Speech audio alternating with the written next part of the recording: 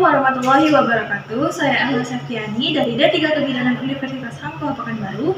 Kali ini saya akan menjelaskan tentang anatomi panggul. Panggul dibagi menjadi tiga, yaitu os foxide, os sacrum, dan os coccygeus. Os foxide dibagi menjadi tiga, ilium, isium, dan pubis. Di tulang ilium ada yang namanya crista iliaca. Di sini ada tonjolan yang disebut spina iliaca anterior superior.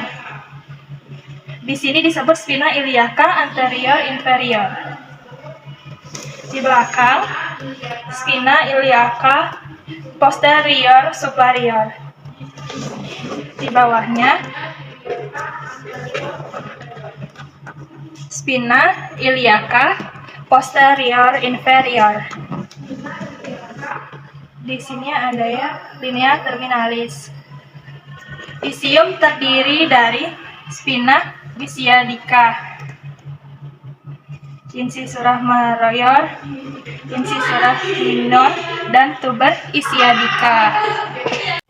Pubis ada corpus pubis, ramus superior pubis, ramus inferior pubis. Ramus inferior pubis kanan dan kiri membentuk sudut 90 derajat yang disebut dengan arcus pubis. Kemudian di sini ada foramen obturatorium.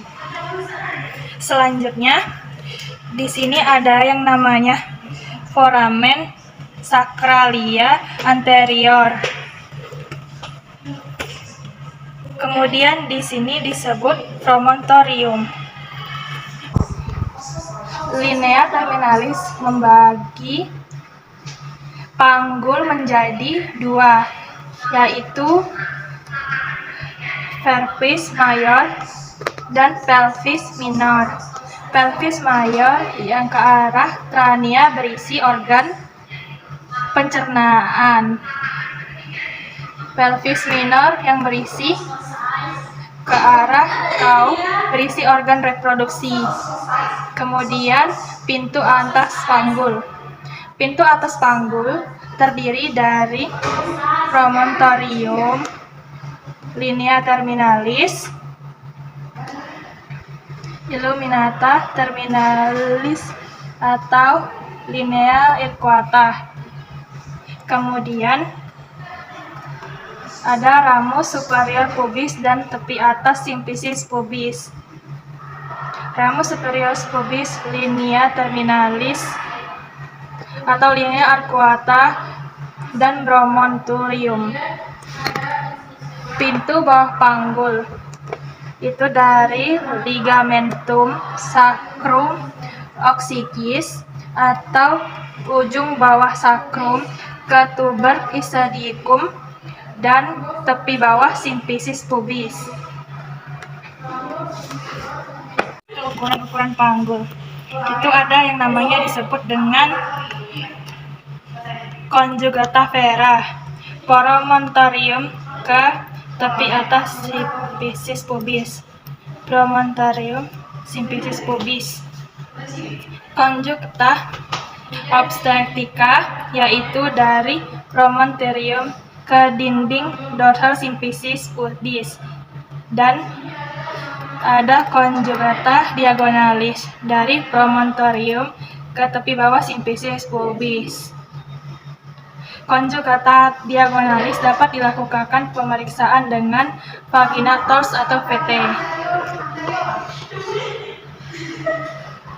Kemudian persendian ada articulation sacroiliata, kemudian simfisis pubis.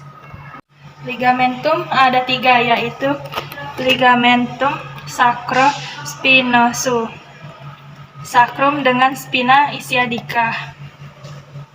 Kemudian sacrotuberosum, ligamentum antara sacrum dan tuber isiadicum.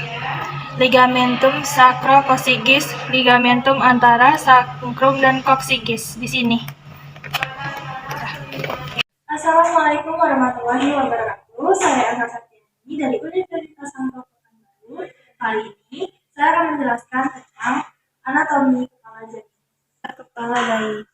terdiri dari 3 jenis, ada tulang muka, tengkorak, dan struktur strap pembaginya. Untuk tulang muka, ini tulang wajah, os orbita atau tulang dahi, os stigmaticum atau tulang pipi, os nasal atau tulang hidung, os maxillaris atau tulang rahang atas, os mandibularis adalah tulang rahang bawah. Kemudian ada tulang tengkorak. Os frontalis terdiri dari 2 bagian, kanan dan kiri. Os parietalis terdiri dari 2 bagian, kanan dan kiri. Kemudian os occipitalis terdiri dari 1 bagian. Kemudian ada ubun-ubun mayan atau ubun-ubun besar. Kemudian ubun-ubun minor atau ubun-ubun kecil yang seperti segitiga. Dan kemudian ubun-ubun mayor ini seperti segi 4. Kemudian ada struktura pembaginya. Yang pertama, struktura frontal yang membagi antara frontal kanan dan frontal kiri. Kemudian ada struktura sagittalis yang membagi antara parietal kanan dan parietal kiri. Kemudian ada struktura coronaria yang membagi antara parietal dan frontal. Kemudian ada struktura lambodia yang membagi antara occipital dan parietal. Untuk ukuran kepala jani terdiri dari 3 bagian, yaitu muka belakang, melintang, dan melingkar. Yang pertama adalah suboccipitopneumatica, yaitu 9,5 cm, suboccipitofrontalis, yaitu 11 cm. Selanjutnya yaitu frontal occipitalis 12 cm, kemudian mental occipitalis 13,5 cm, submental bregmatica 9,5 cm. Untuk ukuran melintang dibagi menjadi 2. Yang pertama yaitu di temporal kanan ke temporal kiri 8 cm. Yang kedua yaitu di parietal kanan ke parietal kiri. Yang selanjutnya yaitu ukuran lingkaran. Lingkaran pertama circumferentia suboccipital bregmatica 32 cm. Yang kedua circumferentia frontal occipitalis 34 cm. Yang ketiga circumferentia mental occipitalis 35 cm. Ya, saya akan menjelaskan tentang mekanisme turun kepala janin. Mekanisme turun janin ada 7 langkah, yaitu yang pertama adalah engagement. Kepala memasuki pintu atas pangkal. Di sini posisi kepala adalah synclitismus. Synclitismus di mana struktura sagittalis sejajar atau posisinya pas dengan sumbu jalan lahir. Kemudian, karena ada dorongan dehis dan kontraksi, kepala akan mengalami descent ataupun penurunan. Yang pertama di sini terjadi asynclitismus anterior, di mana struktura sagittalis mendekati promontorium. Kemudian kepala akan semakin turun karena ada kontraksi. Nah, di sini terjadi perubahan kepala mendekati simplisi. Disebut asynclitismus posterior. Kemudian kepala akan semakin turun ke bawah. Yang ketiga langkahnya yaitu fleksi. Fleksi adalah di mana dagu mendekati dada.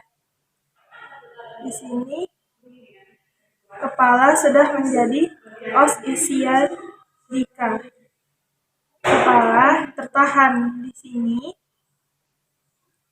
Kemudian secara otomatis kepala akan mengalami putaran paksi dalam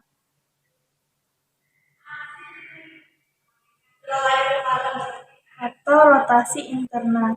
Suboksiput ataupun ubun-ubun kecil yang di pinggir menjadi posisinya di depan. Kemudian selanjutnya ekstensi. Ekstensi adalah lawan dari fleksi.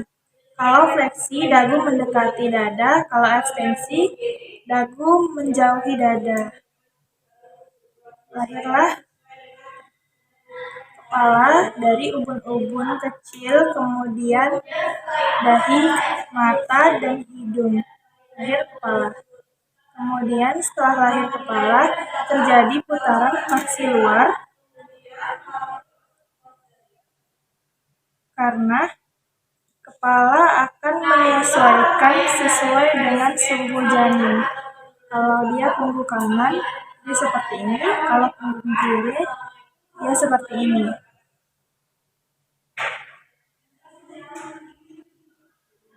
Menyesuaikan dengan sumbu badan janin. Kemudian setelah itu adalah ekspulsi. Lahir berturut-turut. Yang pertama dilahirkan adalah bahu anterior, kemudian bahu posterior. Itulah rangkaian dari mekanisme persalinan ataupun penurunan kepala.